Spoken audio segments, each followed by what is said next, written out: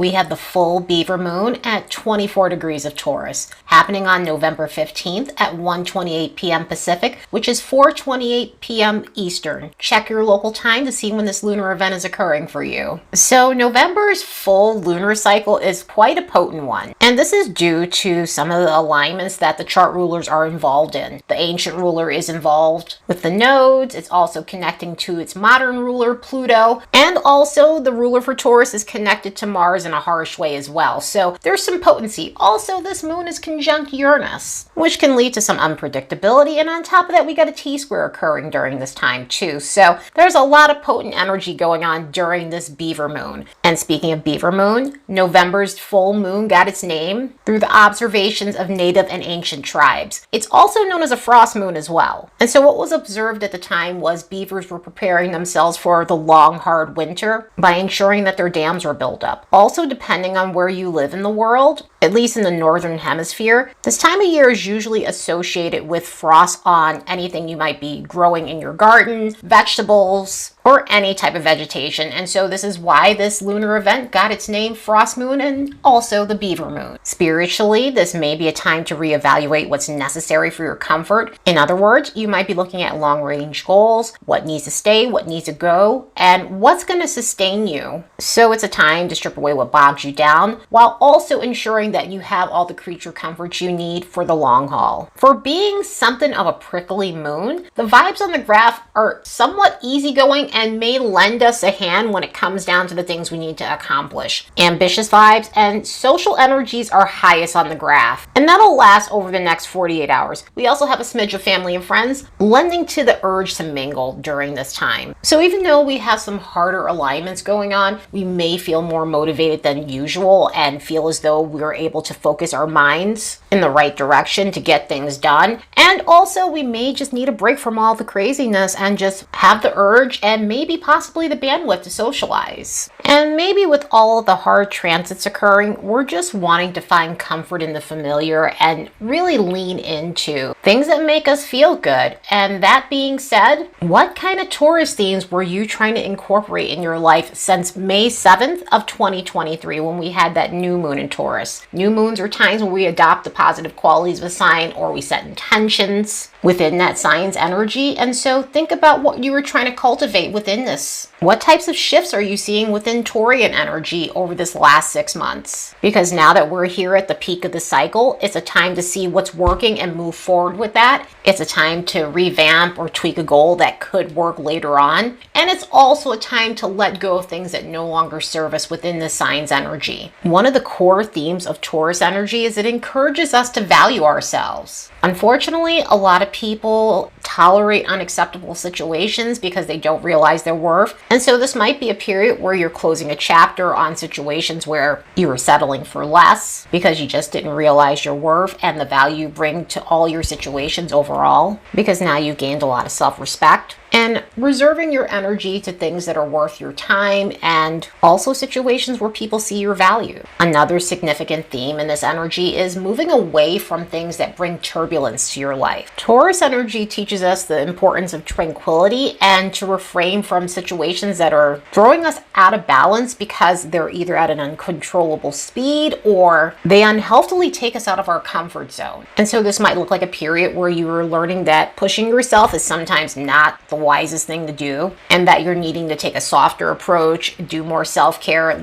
live a softer life, because maybe you're realizing you're burnt out and grind culture is just not for you, and there's another approach that will work that won't drain your energy. Also within this too, speaking of the turbulence, this can look like dramatic relationships with people who are constantly throwing you off, constantly creating petty situations, jealousy, enviousness, and just overall toxicity. So this might have been a period where you're realizing it's time to protect your peace and to only allow those in your life that are going to bring harmonious vibes, good intentions, because at this point you're needing safe people around you. Coming back to comfort zones and just having overall tranquility, this could have been a time where you're realizing that it's time to say no to things that make you uncomfortable. Taurus teaches us the art of saying no, especially if something pushes us out of our comfort zone. Of course, used in a very healthy way, this helps us set some sort of limits with others so that way we're not doing something that ends up coming at a cost to us. So it could be a period where you're realizing that you need to make yourself happy first. And that if you don't want to do something, then it's a-okay, because you're the only one who can determine if it's not a good move for you. Another thing with Taurus energy is it helps us in terms of our earning power. And so maybe this has been a period where you've been considering ways to better your finances. Maybe you're at a place where you want to excel in your career, or you're looking for that promotion, or you're looking to regain control of your personal finances. Sometimes it's one of those situations where you're wanting to revamp things so you can have that consistency and dependability. And this last 6 months has put you in a position where you're able to be more persistent when it comes down to financial goals, and you're able to stay the course and to truly work on things that are preventing you from getting out of any sort of rut when it comes down to your finances. So this last 6 months could have really been about investing your time in things that have staying power, because you're ready for a more dependable life and actually treat yourself for a change. Let's look at these transits and see what we can expect from this lunar event.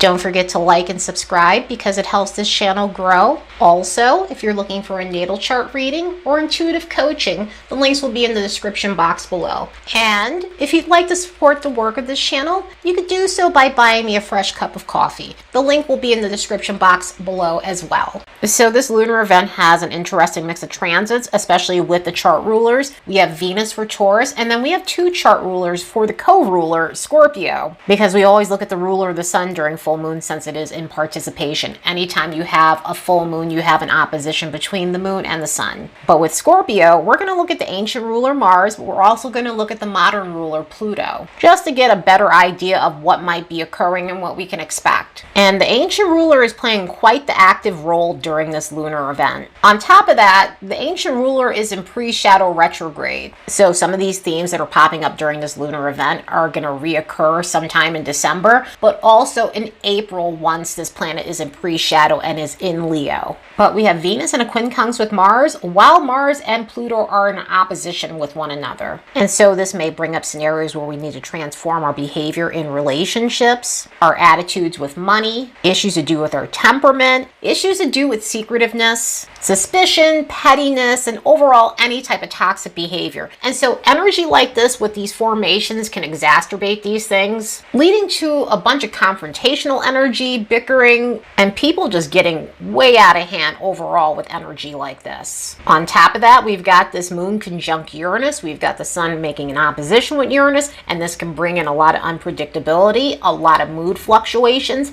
a lot of situations where you're dealing with people who have ego issues, and especially those who want a reaction out of other people. So there may be some provoking things going on from others in order to gain supply and to feed their monster. And all of this can bring about some very nervous energy as well. Sometimes it's not the confrontational and the fighting energy. Sometimes it could just make you feel like you're on pins and needles with all of this going on. And so if you can find ways to ground yourself so you're feeling less jittery and less anxious, I would definitely recommend that. At least we do have some mitigating factors. The luminaries are connecting to Neptune in a harmonious way, and Mars is connecting to the nodes in a harmonious way. And so with the Neptune stuff, this may soften our mood a little bit. This may help us in terms of being able to be more empathetic, being able to mend things with others, and even taking on a more spiritual approach to things. We might also feel more intuitive than typical, so it's a time of precognition, it's a time where our dreams may seem more vivid, and we might get more psychic hits than typical with energy like this as well. And the good thing with Mars making these harmonious alignments with the nodes is it can help us take some actions that we need to in terms of letting go of the things that are no longer serving us and moving in a direction that puts us back in the driver's seat of our lives. So yeah, there are some things that hopefully will mitigate some of that. This is where we were seeing some of that harmonious stuff on the vibes about the next 48 hours. I mean, there's some things in the background that are harsh, but hopefully we're finding ways to be more constructive and to try to let our hair down during these like turbulent transits. The signs that will feel this lunar event more than others will be the fixed modality. So Taurus, Leo, Scorpio, and Aquarius, between 20 to 29 degrees of these zodiac placements. So if you have planets or chart points in these signs, you'll feel this lunar event more than others. Anyway, I hope you all have the most constructive full moon in Taurus ever. Later, and see you in the next episode.